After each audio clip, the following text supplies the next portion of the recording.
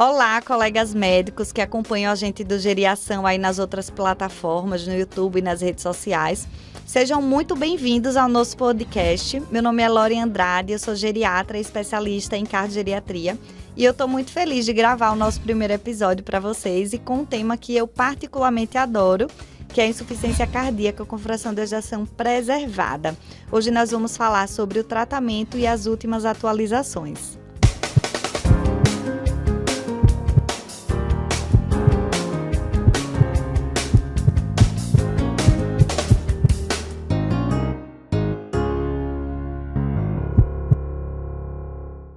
Então, como já é de costume no YouTube, vocês que acompanham já devem saber mais ou menos o nosso estilo aí de fazer as aulas. Eu vou começar com um caso clínico e aí a gente vem com as perguntas norteadoras que vão direcionar a construção do nosso episódio e no final a gente vai retomar esse caso clínico para discutir a melhor conduta do nosso paciente. Então, nosso paciente de hoje é o senhor Lampião. Seu Lampião tem 65 anos, é um paciente previamente sedentário e assintomático. Mas há 4 meses, o senhor Lampião entrou num clube de forró e ele refere que está apresentando cansaço durante as aulas de dança, geralmente não conseguindo terminar a aula toda de 1 hora. Ele nega dor torácica, nega ortopneia e nega dispneia paroxística noturna. Ele já vem na consulta com alguns exames complementares. E aí, nos exames laboratoriais, a gente verificou que a função renal é normal, os eletrólitos são normais, os demais exames todos normais. Ele tem um BNP de 100 e um ecocardiograma transtorácico, evidenciando uma fração de ejeção de 65%, um átrio esquerdo de 48%, um átrio esquerdo aumentado, o índice de massa do ventrículo esquerdo também aumentada, septo de 13, normal é até em torno de 10, e uma parede posterior de 13 também, mostrando uma hipertrofia concêntrica com disfunção diastólica. De antecedentes, o que é que o senhor Lampião tem? É um paciente obeso, hipertenso de longa data e portador de fibrilação atrial. Atualmente, ele está usando o enalapril 10 mg 2 vezes ao dia, o amlodipino 5 mg 1 vez ao dia, e o Eliquis como anticoagulante 5 mg 2 vezes ao dia. No exame físico, ele está com uma PA de 160/95, frequência cardíaca de 110, saturando 98, ele tem um IMC de 31, a ausculta cardíaca evidencia um ritmo cardíaco irregular, em 2 tempos sem sopros, a ausculta respiratória tem um pouco de crépitos nos terços inferiores, e nas extremidades ele tem um edema de 1 cruz em 4. Então vamos lá para as perguntas norteadoras que vão direcionar o nosso episódio. Quando eu vou suspeitar de ICFEP? Qual é o fenótipo do paciente que tem ICFEP? Quais são as características que eu espero encontrar? Como que eu estabeleço o diagnóstico e quais são os diagnósticos diferenciais que eu devo pensar? Quais os exames complementares que eu vou solicitar para esse paciente? Qual é o tratamento clínico e o prognóstico do meu paciente com ICFEP? Então, vamos lá para a primeira pergunta. Quando suspeitar de ICFEP? E é uma pergunta que eu gosto muito, porque normalmente o paciente com ICFEP, principalmente no quadro inicial, ele se apresenta com sinais e sintomas muito inespecíficos. É muito comum você acabar se deparando com um paciente idoso queixando de intolerância ao exercício físico, como o nosso paciente Lampião começou a se exercitar e começou a apresentar cansaço, dispneia, que é um sintoma muito inespecífico que pode corresponder a uma série de outras comorbidades, como doenças pulmonares ou até mesmo a um descondicionamento físico. Esse é um dos motivos, já adiantando, que acabam fazendo com que ICFEP seja uma síndrome subdiagnosticada, em especial no paciente idoso. Então, às vezes, claro, o paciente vai ter um quadro mais florido com sinais de insuficiência cardíaca de uma maneira geral. Ortopneia, dispneia paroxística noturna, edema de membros inferiores, mas muitas vezes ele se apresenta com uma dispneia e intolerância ao exercício físico. Bom, então para a gente diagnosticar ICFEP, a gente precisa manter um alto grau de suspeição. E toda vez que a gente se depara com um paciente com dispneia, intolerância ao exercício físico, com fatores de risco para IC, para insuficiência cardíaca, a gente tem que pensar e aplicar os critérios diagnósticos, né? Investigar a ICFEP. Bom, então vamos lá para a segunda pergunta norteadora. Qual é o fenótipo do paciente com ICFEP? Então, antes de falar do fenótipo, vamos falar sobre os fatores de risco.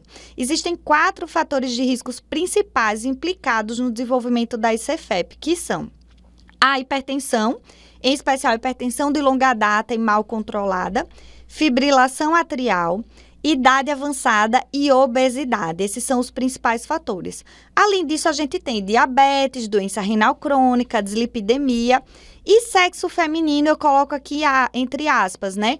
Comumente a gente fala do fenótipo da ICFEP na mulher idosa com FA, hipertensão. Estudos mais recentes vêm mostrando que provavelmente a ICFEP é mais prevalente na mulher pelo fato de ela ter uma expectativa de vida maior e por ser uma doença mais comum no idoso. Quando os estudos corrigem para os outros fatores de riscos, né, isso acaba desaparecendo o sexo feminino como um fator de risco, de fato. Então, provavelmente, o que acaba gerando essa maior prevalência é, de fato, a maior expectativa de vida na mulher. Bom, e aí, comumente, os trabalhos, a literatura, né, acaba trazendo 2 fenótipos característicos da ICFEP, que são, de um lado, aquele paciente mais jovem, obeso, que tem como alterações estruturais cardíacas, a hipertrofia concêntrica, o aumento das pressões de enchimento e o aumento do volume de ventrículo esquerdo. Esse é o perfil de paciente que tem uma maior mortalidade por causas cardiovasculares e um maior risco de morte súbita cardíaca. Do outro lado, a gente tem a paciente idosa, normalmente com FA, fibrilação atrial, hipertensão e doença renal, que comumente a gente vai encontrar como alteração cardíaca estrutural o aumento do átrio esquerdo e que comumente vai ter maior mortalidade por causas não cardíacas. Mas, nas últimas 2 décadas, a nossa compreensão a respeito da fisiopatologia da ICFEP vem evoluindo bastante e talvez mude um pouco essa concepção aí a respeito dos fenótipos. Então, hoje a gente vem entendendo que a ICFEP não é uma doença puramente decorrente de hipertensão de longa data mal controlada, levando a um HVE, que vai acabar levando a aumento de pressão de enchimento e disfunção diastólica e a ICFEP, né? Hoje a gente entende a ICFEP como uma doença multissistêmica e não unicamente cardiológica e relacionada muito mais ao processo do inflammaging, ao processo inflamatório sistêmico decorrente não só do envelhecimento, mas também da inflamação gerada pelas comorbidades que são mais frequentes no paciente idoso. E aí eu destaco a obesidade, mas também as doenças pulmonares crônicas, outras doenças cardiológicas também, como a doença arterial coronariana, todas gerando um processo inflamatório sistêmico que acaba levando a disfunção endotelial, disfunção microvascular e a uma série de outras consequências que vão acabar levando como via final ao processo da insuficiência cardíaca com fração de ejeção preservada. Então, hoje, eu diria que a ICFEP é muito mais uma síndrome cardiogeriátrica, né? E multissistêmica. Bom, então vamos lá para a terceira pergunta. Como estabelecer o diagnóstico de ICFEP? E esse é um ponto muito importante, né? Então, vamos lá para os critérios diagnósticos. Lembrando que o diagnóstico de insuficiência cardíaca é um diagnóstico clínico. Então, eu preciso ter sinais e sintomas de IC. Não é um diagnóstico baseado em exames complementares. Então, os critérios são sinais e sintomas de insuficiência cardíaca, fração de ejeção maior ou igual a 50%, biomarcadores elevados, e aí esses biomarcadores seriam o BNP e o NT-proBNP, e alteração cardíaca estrutural e ou funcional. E aí, qual que é o problema aqui? Como a gente falou no início do podcast, a ICFEP é uma síndrome subdiagnosticada. Por quê? Primeiro, porque o paciente comumente se apresenta com sinais e sintomas inespecíficos, como a intolerância ao exercício, que podem corresponder a outras patologias. Além disso, muitas vezes, até aí 1/3, digamos que, dos pacientes com ICFEP podem ter biomarcadores normais, NT e proBNP. E isso não descarta a presença de ICFEP, mas vai dificultar o nosso processo de diagnóstico. Além disso, o aumento das pressões de enchimento que ocorre no paciente com ICFEP podem não ocorrer em repouso, mas apenas ao esforço físico. Então, às vezes, o paciente que faz o eco apenas em repouso pode não evidenciar essa alteração. Então, tudo isso acaba dificultando o processo diagnóstico e tornando essa síndrome subdiagnosticada. Então, a gente tem que ficar atento a esses detalhes. Então, eu trouxe aqui, e eu vou mostrar na tela para vocês, o fluxograma diagnóstico recomendado pela diretriz americana de 2022. Bom, então vamos lá para o fluxograma. Uma vez que eu atendi um paciente com queixa de dispneia, fadiga ou intolerância ao exercício físico, eu vou fazer a minha anamnese completa, tentando identificar sinais clínicos, outros, de IC, como ortopneia, dispneia paroxística noturna. Eu vou lançar mão de exames complementares essenciais na avaliação de um paciente com IC, como eletro, raio-x de tórax, eco e os biomarcadores, BNP e NT ou o NT-proBNP. O meu paciente tem sinais clínicos evidentes e inequívocos de insuficiência cardíaca. Ele tem alteração cardíaca estrutural, com disfunção diastólica, aumento das pressões de enchimento e tem fração de ejeção maior ou igual a 50%, ou seja, eu não tenho dúvida nenhuma de que o meu paciente tem ICFEP, então eu confirmo o diagnóstico de ICFEP. Mas esse não é o cenário mais comum com o qual a gente se depara na prática clínica geriátrica. Então, via de regra, é aquele paciente que vai vir com sinais mais inespecíficos e com achados nos exames complementares que não deixam tão claro esse diagnóstico para a gente. E aí, as diretrizes mais recentes vêm recomendando alguns scores que podem nos auxiliar nesse processo diagnóstico. Existem 2 scores mais comuns. Eu costumo utilizar o H2FPF, por ser mais prático e por utilizar variáveis mais simples de serem analisadas, A gente não requer tanta variável dependente de exame complementar como o eco, então é bem mais fácil de aplicar na prática clínica. Esse score, ele varia de 1 a 9, e aí quais são as variáveis avaliadas nesse score? Obesidade, que vai pontuar 2, hipertensão, que vai pontuar 1, fibrilação atrial, que vai pontuar 3, hipertensão pulmonar, que vai pontuar 1, idade maior que 60 anos, também pontua 1, e pressão de enchimento aumentada, que vai pontuar 1. E aí, como é que eu vou utilizar esse score? No paciente que eu tenho dúvida se tem ICFEP, se ele pontua de 6 a 9, ele tem alta probabilidade e eu posso conduzir esse paciente como tendo ICFEP. Agora, se o meu paciente tem baixa probabilidade, ele pontua de 0 a 1, eu vou investigar outras causas que justifiquem o sintoma do meu paciente. Naquele paciente que tem probabilidade intermediária de 2 a 5, eu posso lançar mão de um ecocardiograma de estresse diastólico para avaliar o paciente essas alterações de enchimento durante o esforço físico e avaliar melhor o diagnóstico de ICFEP. Então, o score vai auxiliar bastante e vai diminuir esse subdiagnóstico da ICFEP. Bom, então vamos lá, ainda falando desse processo diagnóstico, falar um pouquinho do diagnóstico diferencial.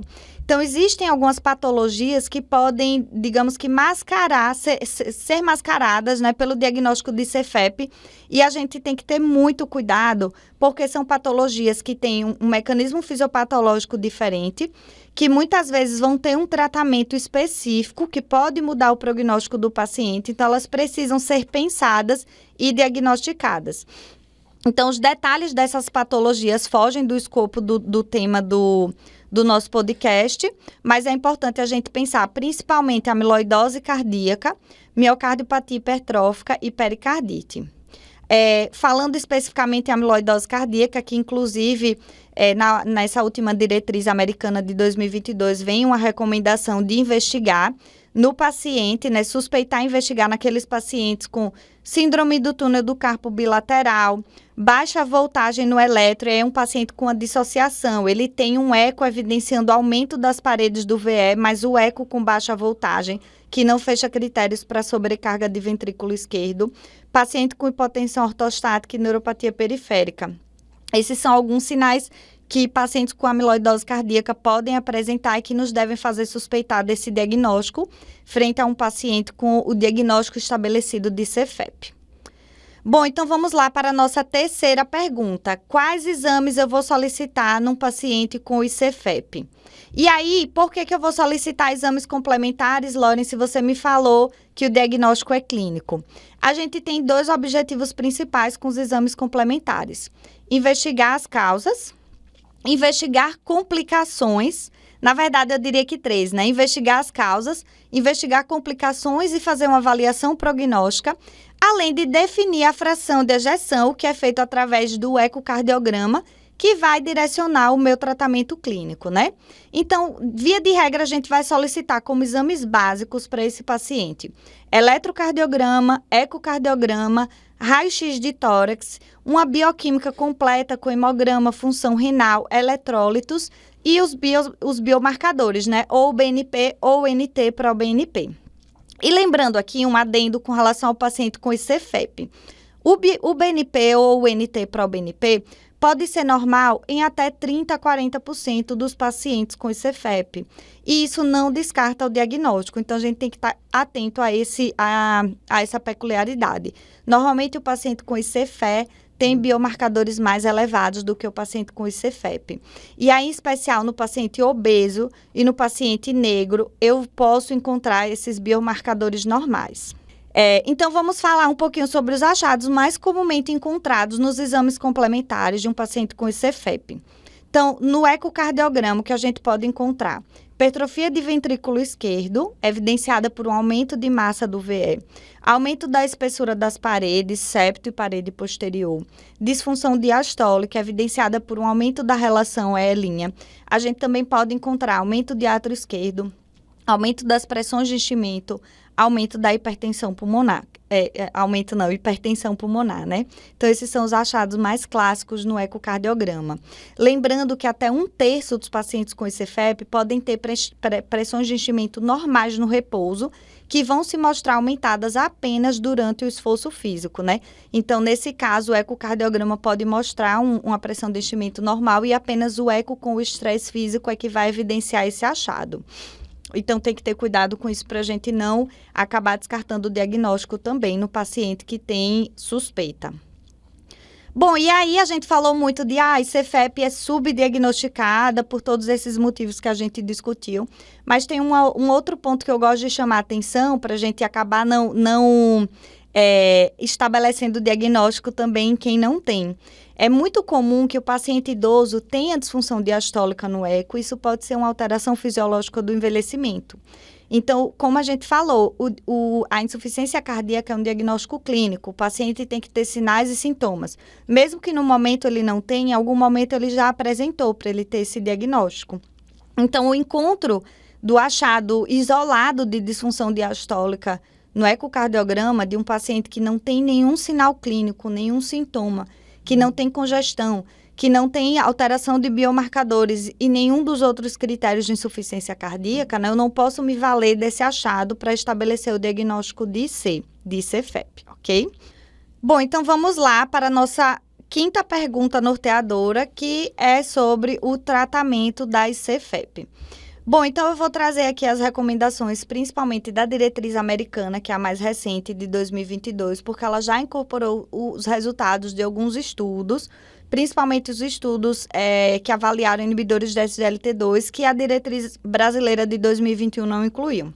Então, as nossas informações vão ser baseadas principalmente nessa diretriz. Então, eu diria que os objetivos do tratamento da ICFEP, ele consiste de 3 pilares principais: melhorar sintoma e qualidade de vida, melhorando a tolerância ao exercício físico, reduzir hospitalizações e compensar as comorbidades para evitar a progressão da doença. Então, vamos falar primeiramente sobre as medidas para melhorar sintoma. Aí, a base do tratamento para melhora de sintomas é o diurético. Comumente, a gente vai lançar mão do diurético de alça, furosemida, mas a gente pode utilizar também tiazídicos e o antagonista do receptor mineralocorticoide, que é a espironolactona, que também é um diurético, né? A reabilitação cardiopulmonar, perda ponderal no paciente idoso, também melhora sintoma e melhora a tolerância ao exercício físico. Aqui a gente tem também a recomendação de reposição de ferro em indicações bem específicas. Aqui a reposição é feita com o ferro venoso, né? Os estudos testaram o ferro inject. E quando que essa reposição é feita? Com o intuito de melhorar sintoma. Quando o paciente tem ferritina menor do que 100 ou a ferritina entre 100 e 300, mas com a saturação de transferrina menor do que 20%. Nessas situações em específico, a gente pode lançar mão também da reposição endovenosa de ferro para melhoria de sintoma e qualidade de vida. Bom, então vamos para o segundo pilar, que é o manejo das comorbidades. E aqui eu vou ter como objetivo tanto melhorar o sintoma e a qualidade de vida do meu paciente, como também evitar a progressão da insuficiência cardíaca. Quais são as principais comorbidades que eu preciso estar atenta nesse paciente? Então, vamos lá, hipertensão. E aí, aqui a meta é manter PA abaixo de 130/80. Fibrilação atrial, controle de frequência cardíaca. Idealmente, aí a gente vai deixar a frequência cardíaca em torno de 80. Não existe benefício de deixar o paciente com frequência cardíaca muito mais baixa do que isso. Doença renal crônica, e aqui a gente vai ver que, inclusive, os tratamentos específicos da ICFEP recomendados hoje também são recomendados no paciente com doença renal crônica. Então, bloqueadores do sistema renina-angiotensina-aldosterona, como o BRA, inibidores de SGLT2, vão favorecer tanto o quadro de IC como de doença renal crônica. No diabetes também a mesma coisa, o inibidor de SGLT2. No paciente com DAC, doença arterial coronariana, e controlar agressivamente a isquemia, para evitar a progressão de doença. E aí, obesidade, síndrome da apneia e hipopneia obstrutiva do sono, anemia e dislipidemia. Todas essas comorbidades nós precisamos estar atentos e controlar bem rigorosamente. E aí, vamos para o outro pilar, redução de hospitalização. O que é que a gente tem de opção de terapia para reduzir a hospitalização do paciente com ICFEP? Bom, então vamos falar da primeira classe, que é a mais importante, né, que são os inibidores de SGLT2. Então, como eu falei, né, a diretriz brasileira de 2021 ainda não tinha incorporado essa recomendação. A americana de 2022 já incorporou, porque a gente já tinha o resultado dos estudos Emperor Preserved e o Deliver, que mostraram os benefícios dessa classe na ICFEP, né? Então, esses dois estudos, que avaliaram a empaglifosina e a dapaglifosina, respectivamente, mostraram a redução do desfecho primário combinado de hospitalização e morte cardiovascular no paciente com ICFEP que utilizou essa classe. Entretanto, quando esses desfechos foram analisados separadamente, o que a gente observou foi que esse benefício se deu principalmente às custas de redução de hospitalização. A redução de mortalidade isolada não houve, né? De qualquer forma, é uma medicação que veio para revolucionar o tratamento da ICFEP, porque é a primeira vez que a gente tem um estudo com resultado positivo com relação ao desfecho primário, né? Vocês vão ver que todas as outras medicações que são recomendadas para ICFEP são baseadas em resultado no desfecho secundário, análise de subgrupo. Então, a gente não tinha nenhuma indicação tão forte, né, de terapia para ICFEP como a gente tem agora com o inibidor de SGLT2. Bom, então a empaglifosina é utilizada na dose de 10 mg dia, a dapaglifosina também 10 mg dia. Lembrando que a indicação independe da presença do diabetes mellitus. A medicação está indicada para todos os pacientes com ICFEP.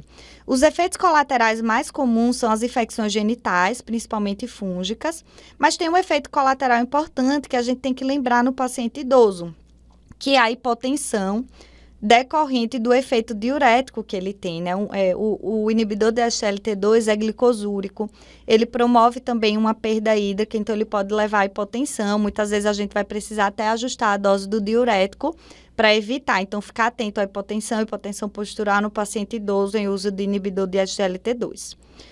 Bom, quais são as contraindicações dessas classes? Diabetes do tipo 1, histórico de cetoacidose diabética, paciente com taxa de filtração glomerular menor do que 20. E aí ter muita cautela no paciente com hipovolemia e hipotensão ou histórico de hipotensão. Muitas vezes a gente vai precisar reduzir outras medicações para introduzir essa. Pacientes com ITU de repetição, histórico de ITU complicada e com infecções genitais de repetição também, a gente vai ter que ter muita cautela nesse perfil de paciente. E aí, puxando um pouquinho a sardinha para o lado da cardiogeriatria, eu vou comentar sobre algumas análises que foram feitas do estudo Deliver, que foi o estudo que avaliou a dapaglifosina. Então, teve uma análise recente agora que visou avaliar se o benefício do inibidor de SGLT2 se mantinha em pacientes com mais tempo de doença, que via de regra são pacientes mais idosos, mais frágeis e com mais comorbidades. E a conclusão desse estudo foi que sim, que a dapaglifosina trouxe benefício também para os pacientes com IC de mais longa data, ou seja, pacientes com IC com mais de 5 anos de doença. Inclusive, o NNT, né, o número necessário para tratar, foi menor nos pacientes com mais tempo de doença, ou seja, o benefício era até maior, eu precisava tratar menos pacientes para obter benefício com essa classe de medicação. Além disso, nós tivemos uma outra análise desse mesmo estudo que visou avaliar o grau de segurança dessa medicação no paciente frágil. E o estudo concluiu que a dapaglifosina não resultou em aumento de efeitos colaterais nos pacientes mais frágeis. Então, a boa parcela dos pacientes do estudo DELIVER tinham um índice de fragilidade calculado. Eles foram divididos em estratos conforme o grau de fragilidade. E o que ele observou, o que o estudo observou, foi que os pacientes mais frágeis não tinham maior risco de efeitos colaterais com a medicação do que os pacientes menos frágeis ou robustos. Então, as conclusões dessas análises exploratórias do DELIVER são que o inibidor de SGLT2 é seguro no paciente idoso, no paciente frágil e no paciente com mais tempo de doença. E, além de ser seguro, ele é eficaz. Então, a gente pode, sim, utilizar com tranquilidade o inibidor de SGLT2 no paciente idoso frágil. Então, vamos lá para a segunda classe, o antagonista do receptor de mineralocorticoide, né, os famosos ARMs. E aqui a gente tem 2 exemplares, a tradicional espironolactona. Agora, mais recentemente, a gente tem disponível no mercado brasileiro o eplerenone, que é uma medicação mais específica, ele tem uma maior seletividade pelo receptor da aldosterona e, como consequência, ele tem menos efeitos colaterais endocrinológicos. Então, para aquele paciente que tem a limitação por ginecomastia, por exemplo, a gente pode utilizar o eplerenone. A espironolactona foi avaliada no estudo TOPCAT, que, como eu falei, foi um estudo negativo para o desfecho primário, mas observou-se uma redução de hospitalização e, numa análise pós-hoc, foi visto que, especificamente nos pacientes das Américas, houve uma tendência de redução do desfecho primário, né? Entretanto, a análise pós-hoc, então, o grau de evidência para utilizar essa medicação também é fraco. Então, via de regra, a gente vai contraindicar a espironolactona nos pacientes com hipercalemia, potássio maior que 5,5, doença renal grave. E aí, lembrar de monitorizar os pacientes com relação à função renal e eletrólise, no paciente em uso de antagonista do receptor de mineralocorticoide. Bom, então, e a terceira categoria aí que eu juntei o BRA e o INRA, que é o inibidor da nepresilina, que é o sacubitril/valsartana. Então, também são medicações cujos estudos foram negativos para o desfecho primário, mas que mostraram a redução de hospitalização, né, que foram analisados no desfecho secundário. Então, são terapias de segunda linha, também não tem o grau de evidência tão forte. Então, a candesartana, que é o BRA, foi analisada no estudo Charm Preserved e mostrou reduzir a hospitalização, que foi um desfecho secundário. E o sacubitril/valsartana, que é o INRA, ele foi avaliado no estudo Paragon-HF. Ela, comparada com a valsartana, reduziu a hospitalização, também um desfecho secundário. O Paragon foi negativo para o desfecho primário. Em análises posteriores, foi verificada uma redução de hospitalização, especificamente no subgrupo de mulheres com fração de ejeção menor ou igual a 57%, que é o perfil que o geriatra acaba mais pegando, né? Então, ele acabou recebendo uma extensão de indicação para esse perfil, mas é um grau de evidência baixo também. Lembrando que aqui a gente também vai ter que ter cautela nos pacientes com hipercalemia, vai evitar, quando o potássio maior que 5,5, monitorizar a função renal e potássio nesses pacientes. E lembrando de um detalhe importante, que no paciente que estiver usando IECA, se eu for migrar, né, trocar para o INRA, eu preciso aguardar 48 horas após a suspensão do IECA para iniciar o INRA. Bom, então, vamos só dar uma revisada aqui no fluxograma de tratamento da ICFEP baseado na diretriz americana de 2022. Então, vai aparecer na tela aqui para vocês a tabelinha que eu retirei da diretriz. E aí, vocês vão ver que a recomendação é a seguinte. Indicação 1A, então, o grau de recomendação mais forte é que entra apenas para o diurético para melhora de sintoma, né? Então, lembrando que o diurético é utilizado para melhora de sintoma.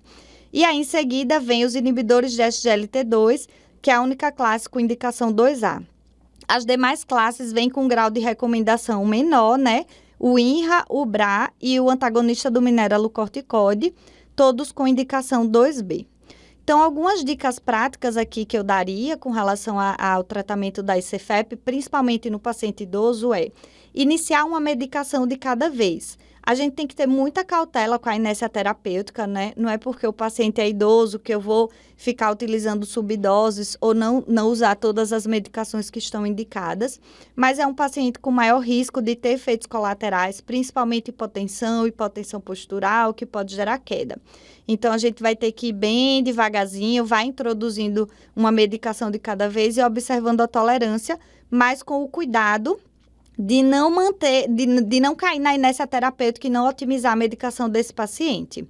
Normalmente, eu aguardo pelo menos 2 semanas antes de associar a próxima medicação e monitorizar de perto função renal e eletrólitos, porque as medicações, via de regra, podem trazer distúrbios hidroeletrolíticos e piora de função renal como efeitos colaterais. Então, vamos para a última pergunta norteadora aí, que é a respeito do prognóstico do paciente com ICFEP. E aqui uma frase que eu gosto muito de falar nas aulas é: não menospreze a fração de ejeção. Muitas vezes eu já ouvi: mas a fração de ejeção é preservada, está com a fração de ejeção de 60%, de 70%, então o paciente está bem. Ou, eu acho que essa falta de ar não é do coração, porque a fração de ejeção é boa. E não é assim. Hoje a gente sabe que a morbimortalidade dos pacientes com ICFEP e ICFE são semelhantes. A causa, a etiologia da mortalidade difere, mas são pacientes que internam tanto quanto os pacientes com ICFE, são pacientes que têm a qualidade de vida prejudicada tanto quanto os pacientes com ICFE. O que diferencia, né? Os pacientes com ICFEP, comumente, eles morrem mais por causas não cardíacas, né? Então, cerca de 60% dos pacientes acabam tendo causas não cardíacas de mortalidade, 30% causas cardíacas e 10% causas desconhecidas, né? Mas a mortalidade geral é semelhante, o que difere é a causa. Então, vamos voltar para o caso clínico para a gente finalizar aqui o nosso episódio. Lembrando que o nosso paciente, seu Lampião, de 65 anos, ele veio com a queixa de intolerância ao exercício físico há 4 meses, que foi percebida quando ele entrou num clube de forró, e aí ele não conseguia terminar as aulas de dança. É um paciente obeso, hipertenso de longa data com FA, que estava usando enalapril 10mg 2 vezes, anlodipino 5mg uma vez e o Eliquis 5mg 2 vezes. No exame físico, ele estava hipertenso, né, 160/95, a frequência cardíaca de 110, IMC de 31, tinha um ritmo cardíaco irregular, sem sopros, na ausculta respiratória tinha um pouco de crépito nas bases e tinha um edema de 1 cruz em 4 nas extremidades inferiores. E lembrando que de exames complementares, ele tinha um BNP de 100, que era um BNP normal, né? E um ecocardiograma mostrando uma fração de ejeção de 65%, com índice de massa de ventrículo esquerdo aumentado, né? Ele tinha uma hipertrofia ventricular esquerda, um átrio esquerdo também aumentado e uma disfunção diastólica. A minha hipótese foi de uma ICFEP, embora ele possa ter uma intolerância ao exercício e a dispneia por outros motivos também. Então, é um paciente que não ficou, assim, um diagnóstico extremamente claro, né, pra gente. Tinha marcadores baixos, o BNP de 100, intolerância ao exercício físico, não tinha sinais de congestão tão evidentes, né, no exame físico. Então, eu lancei mão do score, do H2-FPF, para a gente poder direcionar melhor esse diagnóstico. E aí, vai aparecer aqui na tela para vocês o score, e a gente vai calcular o score do nosso paciente Lampião. Então, seu Lampião é um paciente obeso, ele ganha 2 pontos. É um paciente hipertenso, ganha 1 ponto. Ele tem fibrilação atrial, ele ganha mais 3 pontos. E ele tem idade maior que 60 anos, ele ganhou mais 1 ponto, totalizando 7 pontos no score, o que coloca ele aqui num paciente como tendo alta probabilidade para ICFEP. Então, agora a gente consegue estabelecer o diagnóstico de ICFEP com mais propriedade. E quais foram as minhas condutas aqui nesse caso? Então, no primeiro momento, né, o paciente estava sintomático, ele tinha dispneia, tinha intolerância ao exercício físico, e aí eu lancei mão de diurético. A gente podia utilizar o diurético de alça, furosemida. Aqui também era um paciente que não tinha um alto grau de congestão, a gente podia utilizar um ARM, como a espironolactona, que é diurético e também já tem uma indicação um pouco mais fraca, mas tem indicação de ser utilizada na ICFEP, né, para reduzir a hospitalização. E aí também eu introduzi o inibidor de SGLT2, a dapaglifosina. E lembrando aqui que é um paciente também onde a gente precisa ter muito cuidado no manejo das comorbidades. Então, era um paciente com hipertensão mal controlada, e aqui a meta para ele é menor que 130/80, com FA de alta resposta, com frequência cardíaca de 110, que a gente precisava controlar também a frequência cardíaca. Eu também introduzi um beta-bloqueador. Eu acabei optando pelo carvedilol, que era um beta-bloqueador com efeito vasodilatador também, que pode melhorar um pouco mais aí a pressão. Lembrando que aqui é ICFEP, então o beta-bloqueador não está indicado pela IC, mas para o controle da frequência cardíaca no contexto da FA. Monitorizar a função renal e eletrólitos, hipotensão postural, que é um paciente que eu ajustei diurético, eu introduzi inibidor de SGLT2, estou otimizando a terapia para hipertensão. Então, tem que ter muito cuidado aí também de monitorizar a hipotensão postural. Num segundo momento, né, então, como eu falei, vamos aí fazendo as coisas por etapas, né, tomando essas condutas por etapas. Num segundo momento, a gente poderia trocar o enalapril por um IRRA, por exemplo, o sacubitril valsartana, caso esse paciente mantenha hipertensão, né, fora da meta. E aí, nesse cenário, também seria bom a gente lançar mão de uma MRPA ou da MAPA para monitorizar essa pressão após os ajustes. Então, o ideal aqui é que esse paciente esteja usando pelo menos inibidor de SGLT2 e, no segundo momento, né, as medicações com menor grau de evidência, mas que podem reduzir a hospitalização, como o ARM, o BRA ou o INRA. Bom, então era isso que eu queria conversar com vocês hoje. Para quem está aí nos acompanhando, fiquem ligadinhos que o próximo episódio vai ser super legal. Nós vamos fazer uma revisão sobre o tratamento da osteoporose. Tchau, tchau e até a próxima.